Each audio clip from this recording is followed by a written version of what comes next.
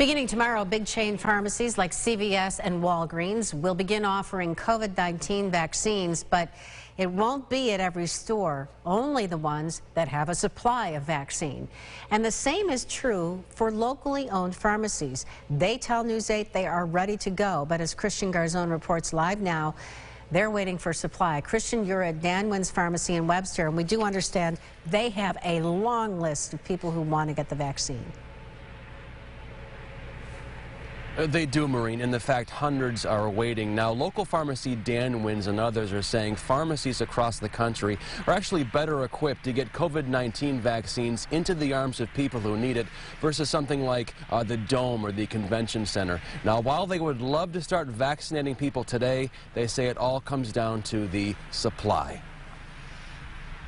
I really hope it's happening. We've been told by New York State that vaccine is going to be allocated to us soon. When it comes to the vaccine here at a local pharmacy like Dan Wynn's in Webster, owner Dan Safe says a place like this can provide a nicer environment for the age 65 and over demographic and those with chronic conditions. And the calls are already coming in. We got a waiting list that's 300 strong at this point. We're adding 5-6 people a day minimums. But it all comes down to supply or lack thereof. It's a common theme across the country right now.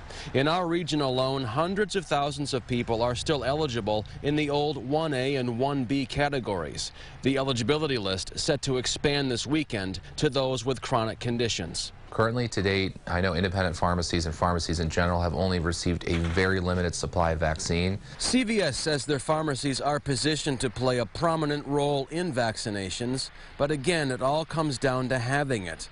They are also aware of supply versus current demand, but once more is available, they say they can give up to 25 million shots a month. Some Wegmans are already doing it. Safe says no doubt, when pharmacies are stocked, they have historically been the solution to getting shots into the arms of those in the community. The resources and infrastructure are already there. People are already used to going to a pharmacy to get it. So this is certainly going to be a big deal as far as getting life back to normal. And if you're wondering about the name Dan Wynn's, well, here you go. It's better than Dan Loses, right?